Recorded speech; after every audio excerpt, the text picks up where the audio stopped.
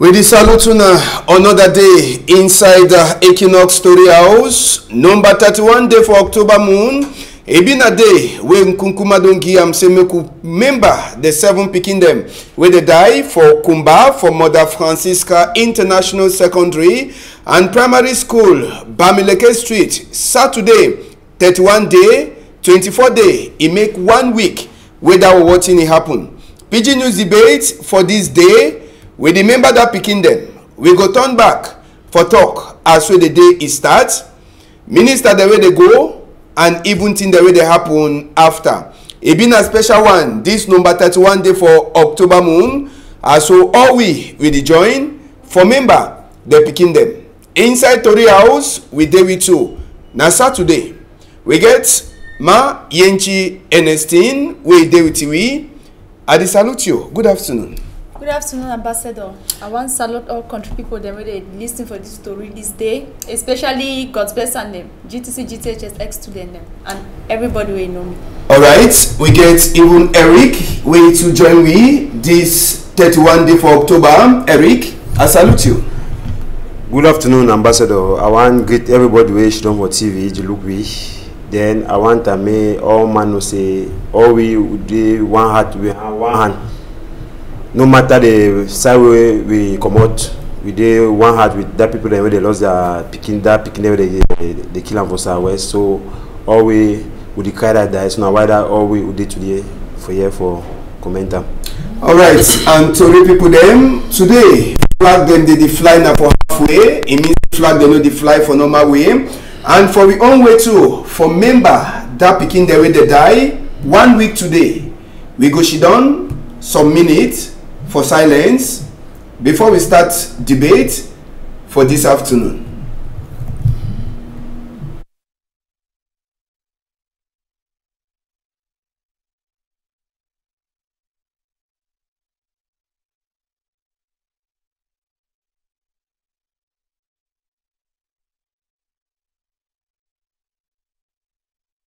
As soon as Sabi, we go turn back as well the thing that be pass. For past 10 inside Bamileke Street, afternoon now for inside General Hospital for Kumba. As well the thing happen. Make we start just now for Teluna Kumba for Saturday 24 day for October moon. We go turn back for Teluna as well the day it be start. When I sabi say for inside Kumba, it be then for morning time. Picking the go school and na gone. They talk say 3 different Okada them. They enter for the school. After they start in a shooting, hospital mortuary for Kumba. Now for the population, it be there plenty. It no be there now for good thing. It no be there now for saying some accident. This number 5 picking or 6 picking where it die where they be the carry go for co-house.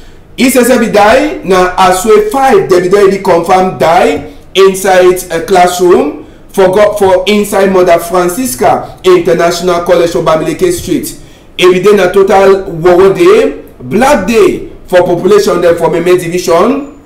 Particular one them where they did done for Bamileke Street, where they send their picking them for school. We sabi say Saturday for some plenty time now, picking them and plenty school then they make catch up. For say Monday, if you ever then they were school, it know the be. Mayenchi, we go start with you. It does today na 1 week. Imagine say you be saying you're picking them for school for Saturday. You hear this kind of thing wey dey happen. Time when you be hear this story, like mommy, waiting, it be fake for your head. Ambassador, it will be very shocking because I know before even finish watch the video, they will be receiving online. But it be very painful and a shame for we Cameroonians. Say inside all this trouble, don't choose now for carrying a picking and put them for me to start killing. We don't cry the one them from north to Gabu, then come back again for the one them for southwest. I remember say this school year but one start. Government don't always be for say make picking and go back for school. And then this school year, I be received some letters that I see and where they go on social media where they say Ambazonian leaders and don't decide to make school year it run normally. So it surprised me say picking and still go school. Then now who them enter shoot this picking them? Because if both sides the way they fight, they decide to make picking them go school. Then now would them be the perpetrators them?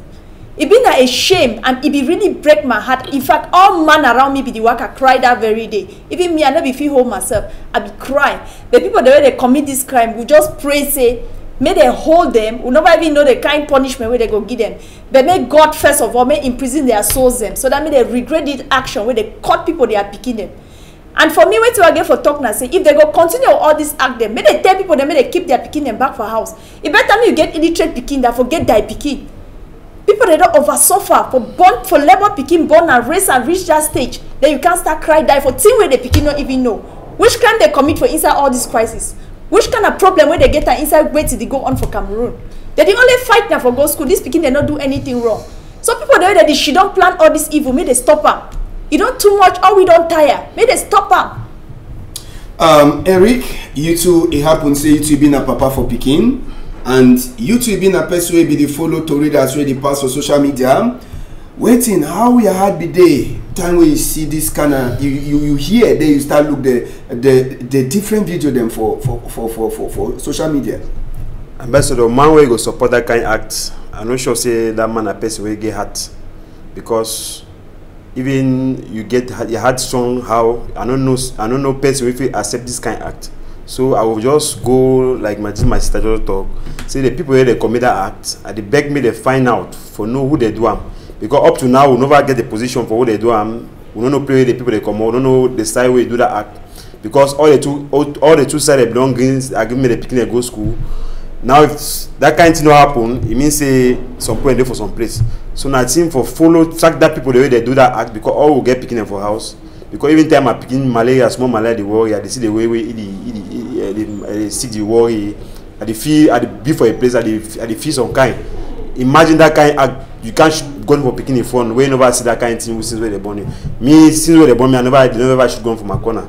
If that kind of thing, if you can't enter inside some classroom, we don't say school now for education, now future, now picking the way they go tell on time and they go take over for things they will do and also. If they go enter inside the place where they train them, shoot them, that means not team for condemn them. Team for condemn them, not team even person will go support any of that domain for that act. I no go stand with even the person come up for my line, for my family. I no go support that act. I go denounce them for the last degree. So nothing for I hope so we used to talk. I hear people used to talk say we get good police and good general that they follow up matters. I hope so they go follow that matter. Tell we who they commit that act and may they show we the people them and may they put them for fund justice. May they be responsible for act they commit them. All right, and Eric, so with the talk on top this chapter for inside Kumba, we be take time for enter to for inside this class waiting they happen that Saturday number 24 day na inside Form 1 and Form 2 for Mother Francisca International Secondary and Primary School for Bamileke Street where the thing pass, and according to way people them talk the day where the thing happen, they say 3 Okada them with how many picking them with at least 6 people them after another Tori come say 10. The one that passed away lost he only picking where they be doing suffer before they get. But just now the thing where people they never fit for understand now this class and the way where the people them they use and do the thing. Now plenty different Tori that they don't come out. One the way they talk say the woman no be don't settle as well the issue settle. One the way they talk say people they come wear uniform clothes, uniform people them, and all to read them, all things don't happen. Now we try for action. This the way pass Okumba. Even if a commander for who side, you like Papa, like this my brother, we only picking die. Waiting a day for your mind. So now I feel no take position for what happen for them because when the year both version them, they like say some point for some place. Because I don't go, you don't make like 2 times. Now 2 times I don't enter Kumba. I know Kumba like a big town. So we don't say big. They get big player. They get big camp for gendarmerie for day. They get police for day. So army today, big day. And a big town, Kunta for all side where no fit say no fine for day. Kumba na town way town get road. They get big. They be very developed. than other villages. Them as we talk for Norwest, where when something will happen, where the police will talk, say no, going to be there or they don't get access for each for them. But that school, I hope, I know say access, no access need block them. He get road, they hold open fine. So if person don't shoot gun for that kind of town, for big town, me I know say no fit shoot gun for some big town like that. Then they no fit follow up, see who side come out or who side don't go hide. So na very difficult question with the answer. So we'll just leave them now. So may investigation continue to go on because we no fit take part in now. So because if where they see the bullet them, na professional gun where they use them, where they see the rapid the speed where they use and make the act, na professional they do them. And they don't make up to 15 minutes. And they don't make up to 15 minutes. So it shows na they be well trained where they make them. So and then so at the premier they give enquête as if me no make magu for back, me they show with me if you come for any side, me they show me they give you that people them, me they punish according to the law. Now the different version that they did. One way they talk say Gomna big man don't be plan way to it wouldn't meet up, he talk say no. And one way they talk say they begin for settle, say two different camp them, he settle one camp, you know, settle another one. But we want try for ask, even if na money, if be the problem, it begin for force the people that they do for go keep picking them where they come na for can learn book where they no sabi no nothing. Even if now won't be send me the key them. Wait till one ask and wait till the person don't get so far. If na matter for settlement, you don't kill the picking them, the money don't come out. I'm not sure say don't get the money. So why kill the innocent picking them for nothing?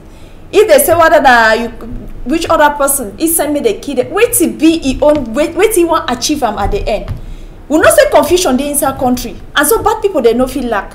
But when they stop for bikini, they throw away more petrol for inside the fire. Where people they already the woman, where they pass them for control. If any person there out there, where it be out for bikini commit only the atrocity them. So that may job be say Cameroon the worst and worst every day. Even for Douala only the feel free. Any man job they always fear and fear because you don't know whether I go come out and west reach now for this side. So any man where they shouldn't be planning evil, may continue for plan and be all who know na say not be all man like that picking and get gone for fight. That picking they not be fit stand up for themselves for that age first. They not be fit do nothing. So whosoever do and me I go talk now say if the man not achieve what way he achieve am at the end because me I know say no fit achieve nothing by killing those picking them. You know if he achieve, you know if he get nothing. I just say where for we, but not shame for we. And I'm really sorry for that mommy them. Sorry for we all mothers that would do. She don't so born picking them for the country. Now we not get hope. We just beg say may they stop. Man no cut you. Some you may when that kind of transition don't happen so for Cameroon. So na government get for take means they made a cool Cameroonians they had. Because speech way they use them. The same say they say add na angers them. It's a hard people they had. Yeah, we go come for that site. Part 2 for this chapter. Sabi say even for the same day where the thing happen. S0 for Meme, Ntundong Shambalen, be get long nights. All the big people them for inside Kumba, they no be sleep. So they for midnight on Saturday, they be so day up. And by first press conference, it be happen for S0 office for that side. So for Kumba, make we enter for this long night where people them for Kumba say they be get after this killing where it happen for that side. Sabi say the S0 be there for inside serious Ndongamen for inside place where they call them same Meme division. Man, we get long night, we get filet long night for day. We it so na the meeting where SDOSSF be get after we it so plenty killing they be happen for them country people them and just for the talk on top that chapter we already jump enter for different sites. Yes, now the image that so the try for talk on top we they be get plenty time for talk. Senior divisional officer for Meme it be whole serious Ndongamen and for they already. As we can she done, he start for talk, say he sabi say na demand, say they don't take power for their hand, and as well they don't take power for their hand, it too it talk say like the oldest man SDO for inside the Meme division, he go make them, they no go sleep, and he go make them too they go pay for till they don't do for that picking them. He say he be talk for General Ivo, he no stay. they kill he talk to for General Yeke, he no stay, he to die, and he called the other general the way they did for inside Kumba. One of the other, they remember the name, na Bitakola, na the one that way you enter my head, but they don't talk to them too, he give them some more time, so plenty, they talk say, why he quick enter for conclusion, say, now these people them, he been a big man, and he get people there, they give idea, even Minister for Communication, he become a talk, he talk say, excuse, now say the school, you know, they be registered under law, and he talk to say with him, all school them for Fiango or for inside Southwest and Northwest, security they did, but investigation where they don't make them, it show say maybe security they for government school, but you know they were private school, and this particular school, the argument will be put on for day, say na school will start now only this year, and now for backside that school they happen, and when we see the signboard for that school, it shows you know that school don't stay now. Now inside this cry, my Ernestine, this confusion for insight, wait you get for tell you checks in at the right time when government they begin for bring confusion, even though minister be last come back and talk say make the argument for the school no pina till it go cause another debate. Make we look now, wait till it happen. Ambassador, if you look and find this problem, we'll get and only talk. When this crisis be start, if everybody be fish done that reason before it talk, we'll not for reach for the point. At the same government people there where they can't stand to the one talk. As maybe the situation they make rather than vex on waiting that they just talk any kind thing, at the end they go provoke people them, so it cause more harm than good. We just want to talk say if these people they come for address the public, for the kind of situation they don't keep picking and put their heart the hot. Whether the school be legalized or not, whether the school na private or na government, for me I don't see the need why the security no get for the day. Because they accept some schools and go on, may they put the security for all schools. But the question I get for ask Anana say, the security where they got these schools it could normally be in a government forces them. And when the other separatist fighters then to go talk say government don't put these people for this place, where normally sometimes inside their territory and all what not. So it will still cause problem. We just want to answer the problem, may it finish, so that official don't now figure out what for do. All man don't confused. If you want to go for government side, you know be safe. You want to go for the other side, you know be safe. So we just need to be very careful towards them. We beg big people them when they want to talk for Cameroonians, when they are hard hot. Maybe they should don't let papa them. They talk. Where people they feel calm down themselves, try to find solution for this problem. All right, and when you hear it to Ezio talk and Governor talk man Emmanuel Renesadi they talk we never talk say they talk two different things them, but maybe Oga Emmanuel Renesadi even though as we come back he can correct himself say no talk palava the school and all that one. For the first time we talk, how you feel? Our first time with Ezio's speech, I be very shocked that the year if they talk that night because I be not say you know we get no information concerning that people they for bush. So in name them for the one that don't kill them and the one that is still alive.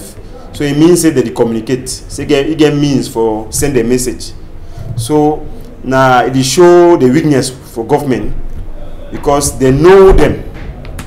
They feel touch them for solve this problem. But they want show them say they get power past them. They make what they call them for friends say bras de fer with them. So and when they make that kind of thing, so some pineapple they talk when elephant they fight, na grass they suffer, na grass them they suffer. That grass and wood and na civilians. Yeah, but complete their statement. When grass they suffer, elephant they feed on grass. And so if the elephant they kill all the grass and then two go die because hungry go. Now what our thoughts that begin in our future. Now then tomorrow we can't be for play with day. So we no get right for enter for they kill them. So that elephant where they fight, so many no say na grass they suffer, and that grass and that picking the way they don't kill, and that people the way they don't get power for defend yourself for pay army where they guide them to. So if you name that people, then it means no the people the way they get for touch them when violence there for that area. So na person way you get for make sure say they come for table. So it means say if you get means for send message and that person to the way they talk, it means say that person to they talk they reply to when they talk with them. So it means say that they communicate with them and the strategy sometimes they use and fine. So even minister for communication, even you know be get when people they cry picking them, you know get for can't stand so talk that kind of talk. Now people that they support have been say I know permit some kind not because I support some person way you talk against our supporter. If I don't come back and move that act, not because you say they never register some school or just now why they go keep picking them for that school. It means say even me where I dey for the mammy where they dey for bush, they no get means for call gendarme or army when they go bush. It means say they go for women for house because they no get means for big protect. I hope say they all we Cameroonian they will be equal for fun law. We get all the right way, then get them for your own day. Any man get right for be secure for play with day. Picking way she done for school. You get right for be secure. No matter the school a day. If na government school they don't put if they don't put army for government school, they mean they no say private school then to the day. Some people then some parents they need send their picking for government school because of the system way you know be fine. So may they count all the school them where they do for that side. May they put army as they don't talk. If it be possible, we cannot say no not possible thing for make for put army for any picking back. You know be possible. Or if you say we know they may they talk for picking them, may they go back for house. May they wait. May they first make the position calm down before they send picking them for school. May they not send picking them for school because they know see their own picking them they go send them for school. They go send them for play army. They go be but we will not get means them for put picking them for play for picking them I mean they will send them for private school, may they go kill them. So now team for condemn them and may they change their strategy for communicate with that people them. If not then make them. Alright, and just for Sabi also come out for nights, it be day too long nights. For the people there they be the follow up for the one day they be get caught where they never die. For Kumba District Hospital, we be get some of them, and for Boya Regional Hospital, now Honorable Tabot Lawson for Meme Kumba Central, where he says we no be get that time for Lucky Eye. For that Saturday, as we Tonton for continue for follow up for this one the way they get caught where they carry them their own case be they over serious where they carry them go for Boya Regional Hospital. Dr. Mukake will be the big man for Boya Hospital says help it to no be sleep. It be take time for the follow up for this speaking them for see say their case. It be they very special as we try for explain to side where the bullet come out. Some they say bullet come out for belly, it pass through chest and it go right for down parts for this speaking the way. Plenty of them they talk say no be they correct, and after will be turn so for night as well they be the follow up for the case where they picking them. Morning time for Sunday number 25 day for October will be go to for district hospital for day. The number 7 die body be the enter from Mutengene. This one in name na Munge will be the 7 picking where he die where they bring it from Mutengene. SDO and the other people they be did for try for see as where they go put it to inside mortuary. Now so to be turn for the family house them will be go for Munge them house, will be go to for Jennifer them, and will go to for Rema their house. All that sides it no be then normal as way it dey so they be ever get for she done for Sunday morning where some of them they be even get for go church, but that day no man no be fit for go church, and since that day things they never dey be fine. Good Jennifer now that one of the pikin 11 years as we they tell we where SSF he die for inside this chapter for Meme division, and to for inside Rema them compound they be then a total cry die as soon as Sabi as well the confusion be this also go for up. We be get for social media WhatsApp messages and when they come out they talk saying Tundong Chamberlain where he been at the SDO for Meme is Sabi wait to happen for Sika say they be arranged inside the week. We'll be trying for talk with you wait try for tell you to say waiting say it dey so he no get hand for till way it happen. Now I will come back for you Eric. You don't see that message for social media where be the talk palaver this man. Now you check say that kind of thing fit happen first. Now the first question that if it happen or it no fit happen. If it happen the inside they talk say never. So I know if you drink these people then they are kaji because they call them friends they are kaji. No, you don't get for call mimbo for here. Just call mimbo. They call them say beer, but mimbo. I know if you drink their blood. Carry person. I know if you climb on top person he what because I know how they function. So I don't get plenty thing them for social media them. I hope say and get them there for they follow them. They ever talk any high through the smoke. Where high that you go bought some small one day some small commodity will come out. So if not them be responsible because yes I read them for social media they even take some dungamen for make that thing maybe possible. So they invite some other general them say it in for calm other kind of thing them. I read them but I don't get physical act there for confirm what I read them, but they don't talk that kind of stuff for no nothing. It means something for back now what I was talking. the people that they do that act, they be very professional. They speak where they use and they appreciate they do and for do and be very. Then the way they define the NCM, it means say I they don't plan and find. So we don't know what I come up for, who we come out. So now only enquête will be independent. We tell we play that people they come out and who they send them for do that kind bad act. Now, Ama Ernestine, they accuse, they point finger them for senior divisional officer say he sabi waiting it happen. But we too will not be remain for back inside the week. Could be meet up people asking whether it's sabi to it happen for social media. It's sabi and it deny. The same question I will ask you. You check say if they possible say he go sabi to it pass. For sick I say people there they be shit down for they talk say the people there they be camp for can shoot. They come for Okada, the same road where they use and come, the same road they take and come out. And it did like say they be already sabi to they begin for Kandua. So it no be stay. Ambassador, more nearly implicate himself for inside their game or their drama where they work actor. If he sabi or no sabi, we leave him for God. But we want say make Cameroonians and tell themselves the truth.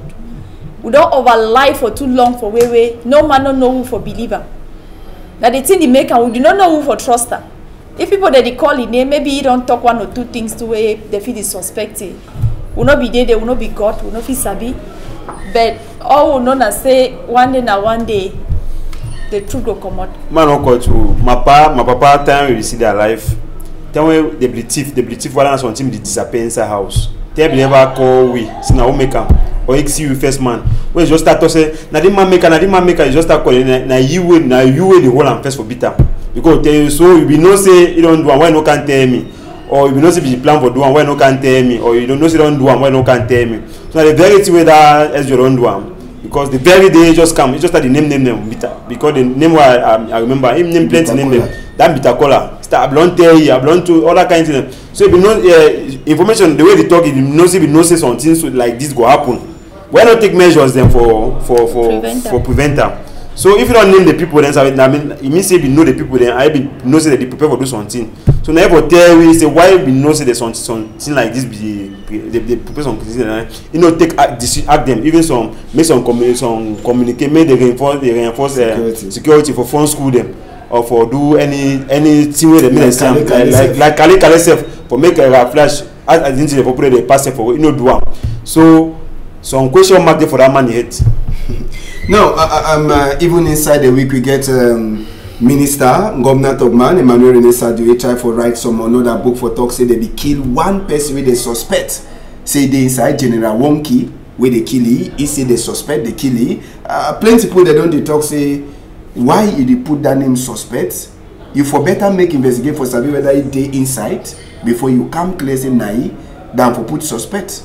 Now why I talk say make that government then make them not say we see kind we see Monda picking them. So make them just come for phone camera to talk some kinds of way they come na say to their anger.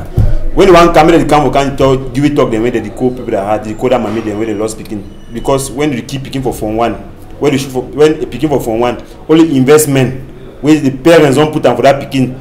Imagine Niger school you don't pay school so they go for phone one you don't fit the picking na big investment. So may they respect that parent when they don't lost that picking them. May they come for phone TV for koja, not for instead for make a people they get anger. As I don't talk, we over like drama for the country. If we face reality, say we should don't down one solve the problem, they go solve it for the next 1 week. But the thing that say any man they want act na drama, I just did that on stage where any man they want be the best actor. So you don't just make an now. In fact, all man the judge work are confused. You can't stand talk. The next man say okay, he stand talking. Oh, that means say this side talk, the next side talk. Now also how they believe, but yet would they for me they will be cut up. We don't know now whether you go now outside, go now outside.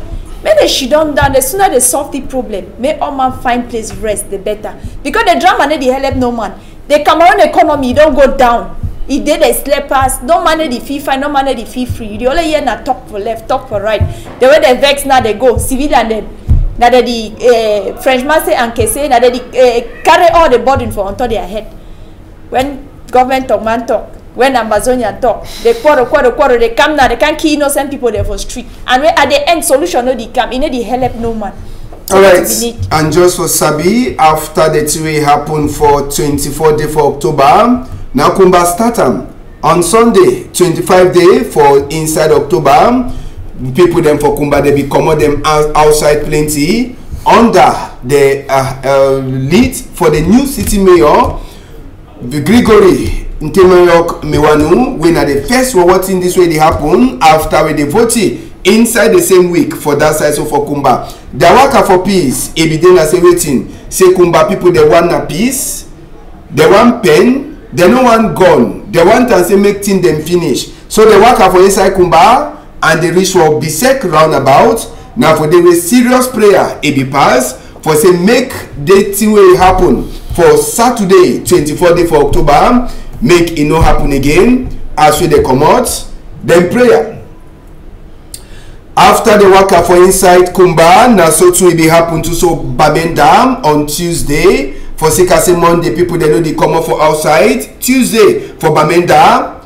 Mommy them way they don't born picking, one day way they check for born picking. And even papa them, they be there for roads, with them to the worker for the same vex for that 7 picking the way they shoot them, kill them for that side so for Kumba, for Bamileke Street. They mami the worker reach for DOA office, worker come up for DOA office, they go for governor office for the same crime. According to this mami them, they look off on governor for solution. Solution no they come out. They look for another side. Solution no they come out. According to them. Now God, they look and just now. So the worker, it be dated for Bamenda. As well the week, it finish, country people them, now for Boya, we woman then say for Boya, they come out for outside. From OIC, Sote for Bongo Square, they reach for hospital, regional hospital for inside Kumba, come on go for governor office. The woman then to the stock, say they stop for the key they are picking them. Now then they carry this picking them for their belly and they don't want to say make this gone is also continue for the happen. Time when they be go for governor office, they go for go complain. Governor say they sabi, people there they kill them. Woman then too they deny, say they no sabi, and they talk say main governor is stop for say make they kill people them. And that's so to governor too, he talk for the woman then to say, governor, he go add more security. The woman they talk say no, say the more security when they go come, now so to blood. It goes also continue for the throwaway, so they don't want anything inside place where they call them say southwest or northwest. Say security argument be there for inside governor office. We the turn back for that one for this week for say governor. All indication it be the show say make the talk, make the woman they talk. Say the sabi people there they kill and the woman they to the tie grass. They say they no sabi. Make we take una turn back for governor office for till it happen this week. We don't know. So repeat after me. Who are the killers? We don't know. You don't know? Yes. Even after what Honorable Lifaka said, you don't know who are the killers? Yes. The killers are your brothers. The killers are your children. The killers are people who are living amongst you. No. Denounce them.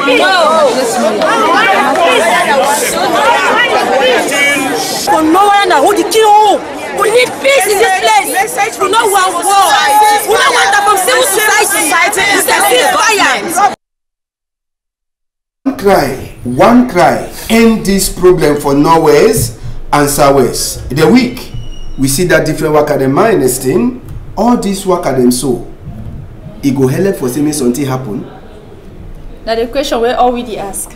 Because miss, I don't know whether the worker go help, but at least make the mommy they come up for streets, make they cry, make they know say the pain where they go through no easy. It is hot, even me they hurt me.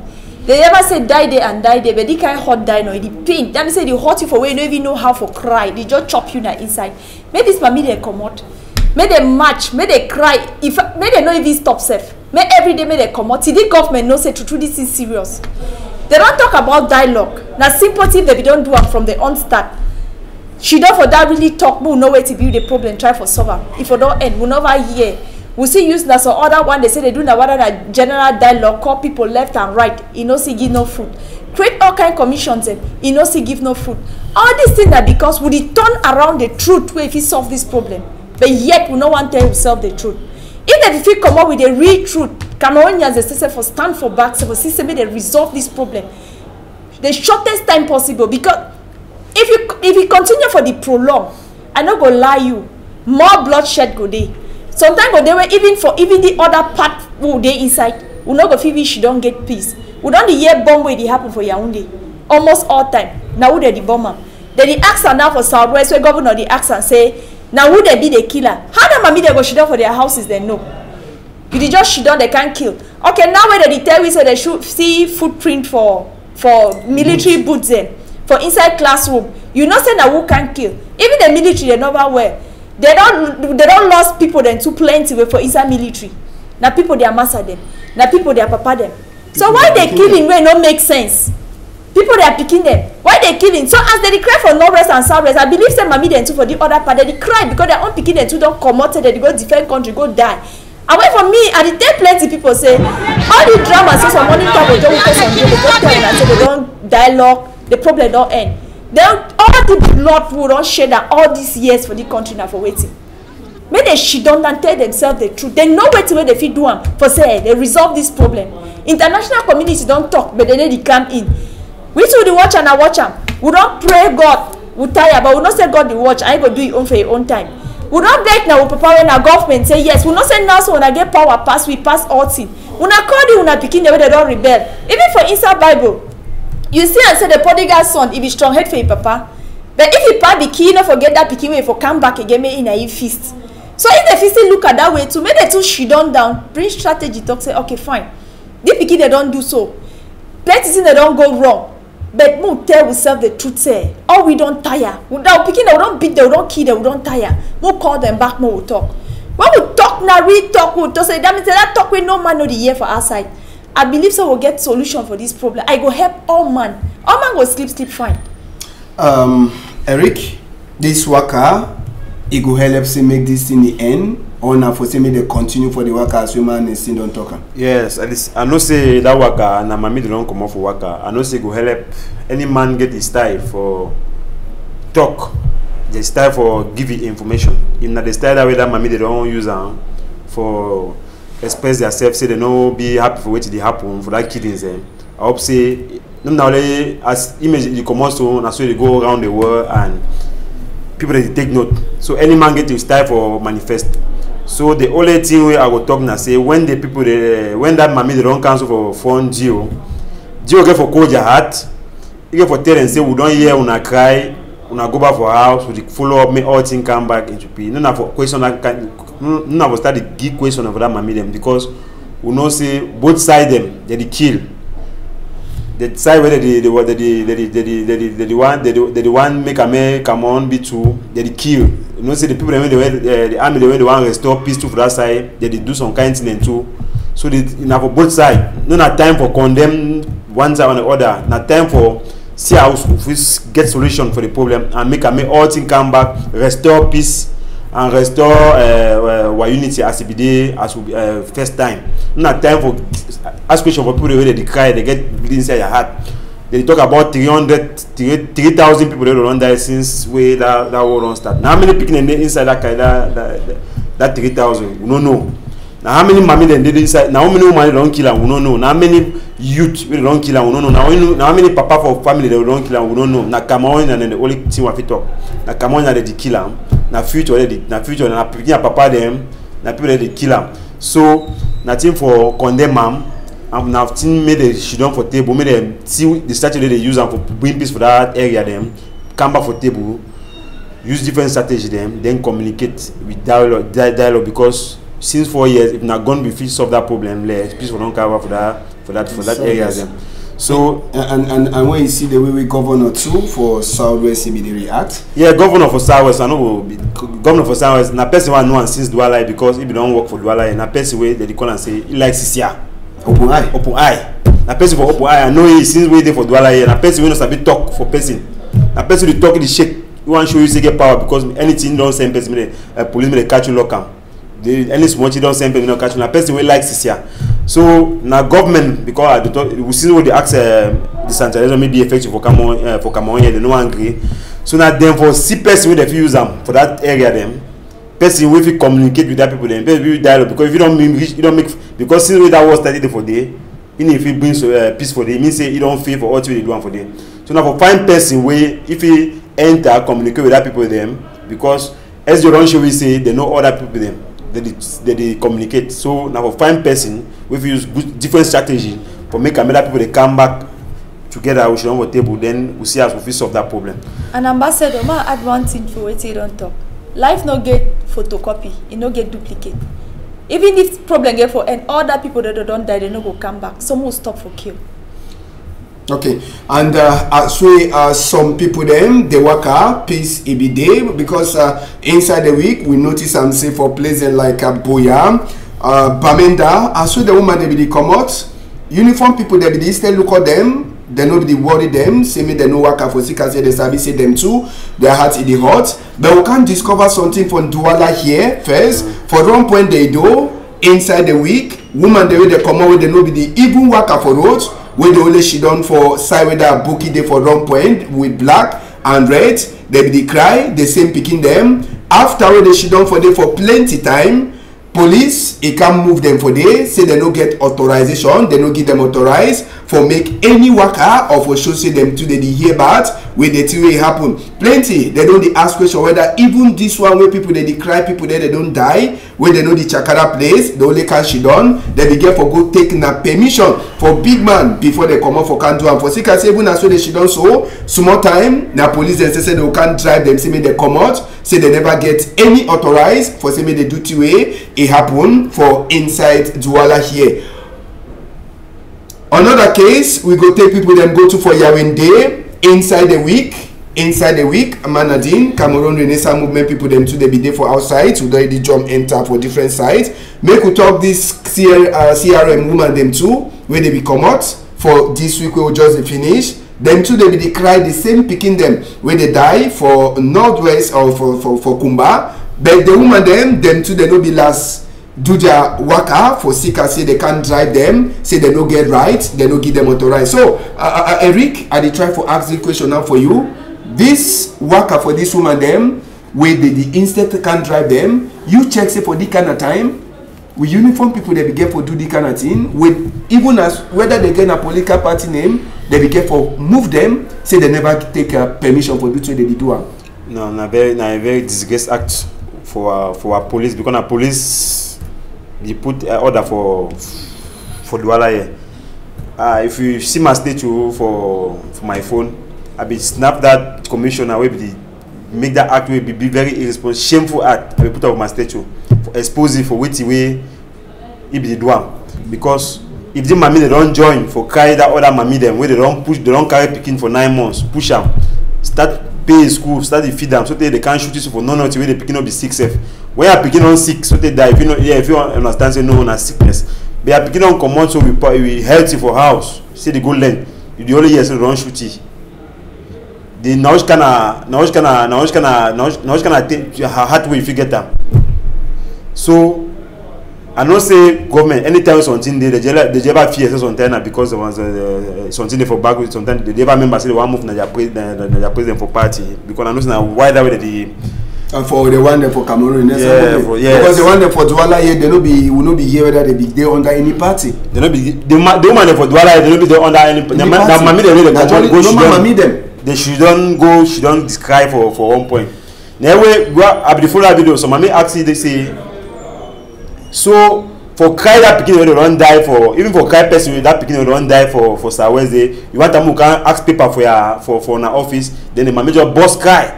All my family to start cry. That word it touched my heart so the man be stand where this is say no say no. And the way they talk, you understand say they just saying and so be doing so this is you know the accept what you be doing. But as the belong order, make and do am, it be forced for do am because sometimes I go a long way it save am. You know want to make tomorrow they send self now for different they move for dollars now. They send it for push and who knows what they do. I want send some message for these people them for you. They may know say even that people them where they send them that were even that people them where they wear any from so now mommy them born them and our relative them where they come off for Bamenda day they come off for Saweze for Buja Army them they can't talk with you as the past for day. So if they don't tell you as the past then they tell you which they happen for day so we know what they happen for day. So now why would you insist may they take measure may that killing and stuff for Saweze because now them fit start then they fit say hand. Okay. My understand this other one, some they work fine, no problem. Other people them they deny them, say they be get for take a book where the show say they get for mash. Mami, they get one word to tell una say, una no need for even come off for street over say una the matches on say una shouldn't for una rooms and una pray. We don't say and say una get no backup, no front, no day, no back, no day. If you come out they harass you, they shoot you to kill, I no go mean nothing. They always snap picture too, or other making cry, they cry. But we get one weapon we fit use am na prayer. As they match whether na woman for under which umbrella, may we pray. More make sure so we pray so that God calm down, can solve with the problem. Because mami na we labor that picking them. So we get power, say we fit stand on top authority. When we talk, God go descend, I go solve the problem. Because they killing don't too much. No man no they will labor picking like say that picking will carry water give tomorrow. So once say mami they will not give up, we not pray. If na say we not get for common worker, yes we not worker. We don't need that authorization. They need to take authorization for worker kid that picking them. Like if I don't take and tell we say they take authorization to for can keep picking them before we take authorization for work a month for streets them. So at least may police them on a military, may they stop for begin harass Cameroonians them.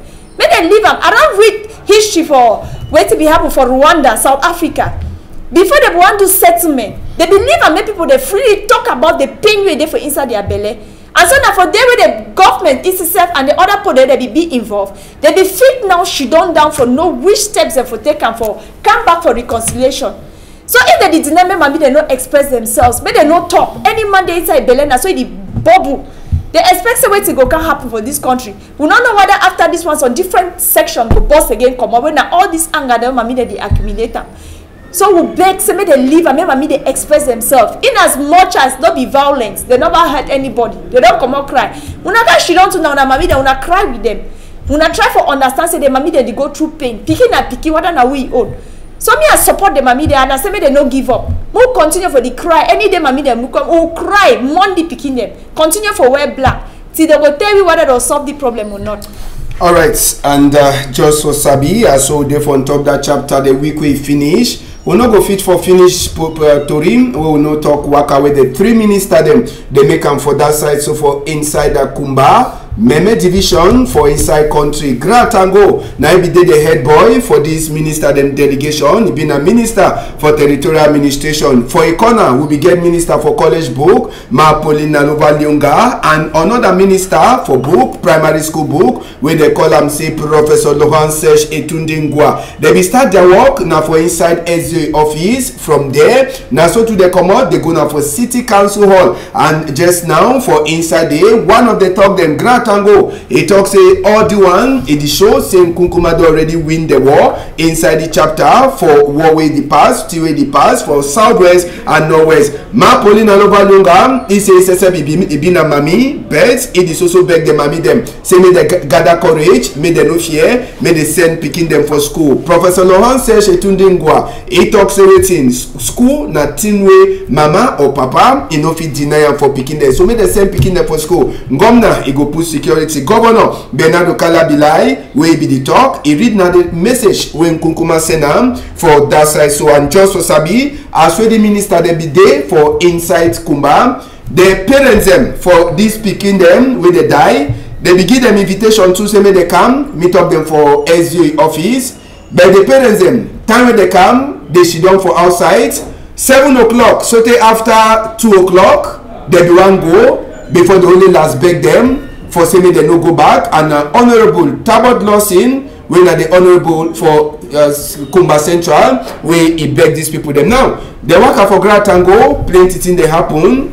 Minus thing, plenty they don't talk.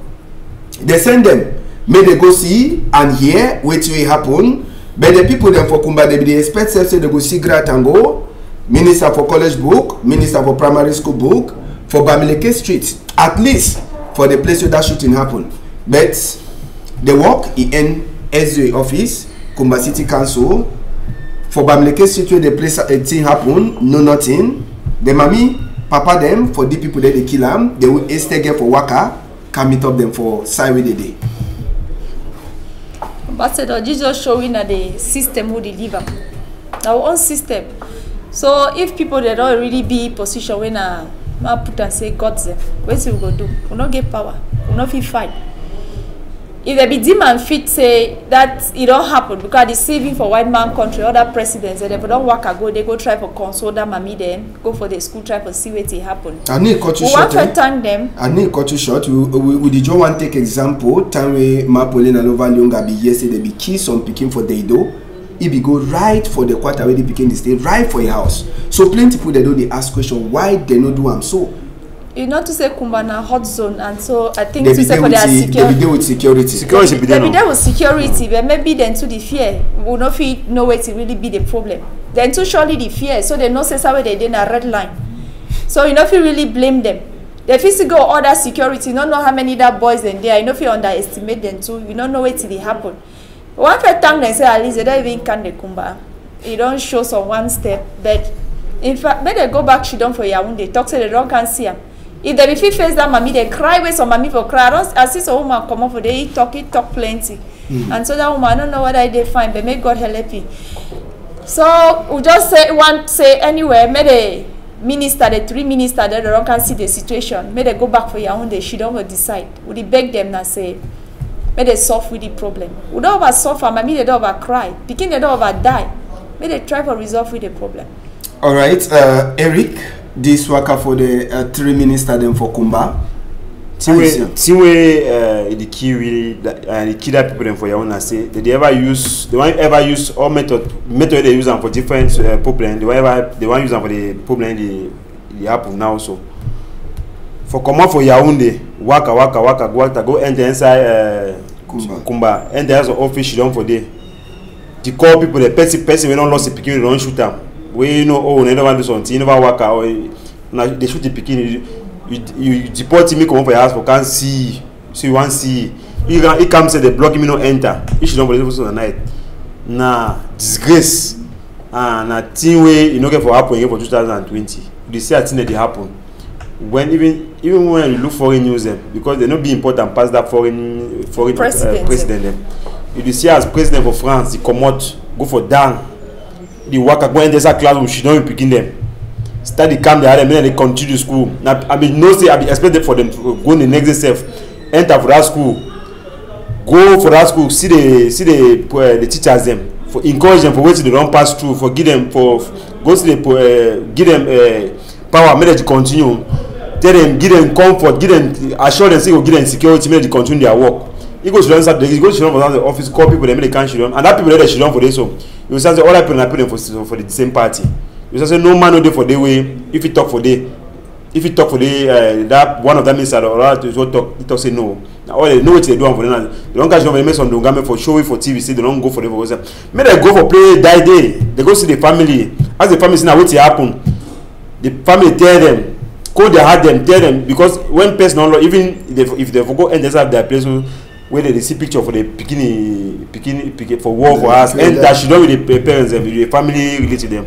They try for the school the beginning because you don't lost a beginning so you see as authority enter so they can't comfort you. It can't tell you no problem no worry we will continue we will find the people they don't do that act. It even show say where they do one so it even show say government say no get hand for that thing. When they go she don't have for some place talk make and Dungame after commercial for TV it means say for some side they accuse themselves they blame themselves for which don't happen so naturally like life for do I wouldn't be useful for their system make the judge continue because and one day I hope say we go get person where if he manage that kind of situation. Now Eric I want to ask you one question. This 3 ministers they be go Kumba for you when you look and you be check say that number for ministers say they forgo that number be you know say plenty for seeker say if one person forgo that one person for fish surely enter for quarter them he say that family because I say they go 3 ministers and they go do it for that kind of situation where they like if for be after some time for come restore school back to make that begin them go back for school make they give them power make they go back for school make they give them words the way they go encourage them for go back for school if you understand and I just few days after the killings you know there will be good waiting for the all them because only one minister for come up for Yaoundé go for some station go for mission na plenty money. In that, and when the one inside the come out for your money now, normally you want to come out.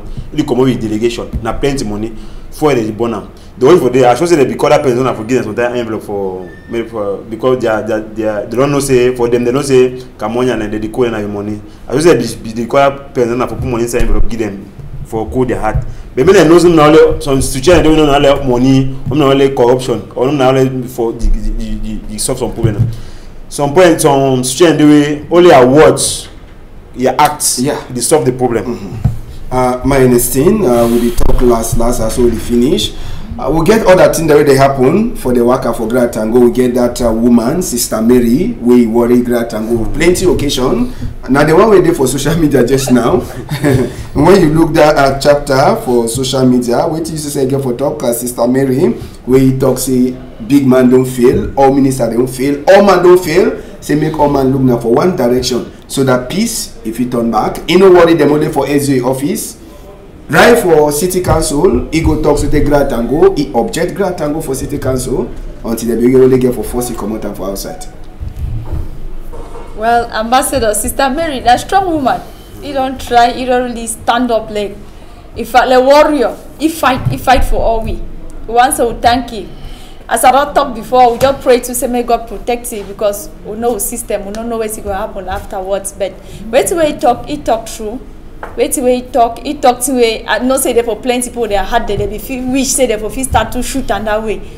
But they just pray so you know say as they talk they say they be authority. We give for respect them. So we just give for give them that respect there. So like woman and like Sister Mary, you be glad when you be the drum. Mama you also you be how you be see like person way you be just gather heart for talk or not just in the condition for the thing them. They say when now that plenty vex too for a heart ambassador. Now he make her, and so he gather plenty courage for stand do that act. We know say plenty people in the country no go do am. But what the way he do am, if he talks in a good thing, way he do am. I think if leave Cameroonian, they may they express their mind. They talk so. At least it go help more get solution for where to go define am. All right, Eric, small talk for this woman so they come out. Yes, the thing will happen for the na woman for encourage am. The only the thing we make na thing we get you understand na thing we get inside hard things we be the bubble and they don't bite and according to what the minister be stand for the talk be only the bubble inside so take alas it come out and it also when you beat pikin so pineapple they say when you beat pikin no fit put your hand for him up me no cry. So now the consequence that for which way the other people don't can do am so now consequence that woman don't do am so all right. So I read and say for social media yesterday they say they define the woman. Well, so I don't know why they feel confirm never fit for confirm that chapter. All right, Manadine, we get case for person we don't lost a day side we folder. Make we try for see this Pekin in name na Tikum Emmanuel Brian as soon as Siam na Oga Penka Jean Bosco e dey announce this Pekin don't lost. So the back any person we see this Pekin for any site 653-217-219 656-468-832 or 676-300-803 or 677-416-675 number for use and call or you bring the Pekin for Equinoxe Story House. They say plenty dash a day. We don't finish this national day for Kridai inside Equinoxe Story House. Monday we go tell you now as we this number 31 day it be happen. But Sabi say we already enter for new moon. As so they come out for this Wawa day, what will happen for inside Kumba. Eric, thank you plenty for your time and thank you for the idea for your head. Okay, I'm just thank you too for inviting me for this special day. Who they join the our brothers and our sister them for Sawe for Kai for this Kai day. So one show them so they one heart with them.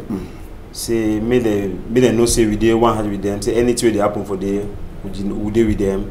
And we continue for make peace come back for that side for our own style. Yes. And my innocent, thank you, plenty. Thank you to Ambassador. We thank Equinoxe for t-shirts. Say as they don't give me plenty people printer out there. May they know say for kid that picking and a bad thing. May any man volunteer on a printer on a share and people wear them at least na information. Okay. Make they stop the killing. All right. Once a big thank you for the group. Innocent Abegawe Hele for put camera for we face. Manadine, Ledu Pone, Zephyrin Gonji, Francis Boyon, all money be there for cemetery Wakafine, and Malice. We no go forget them. Make we remember we dey na for learn, no be na for killing.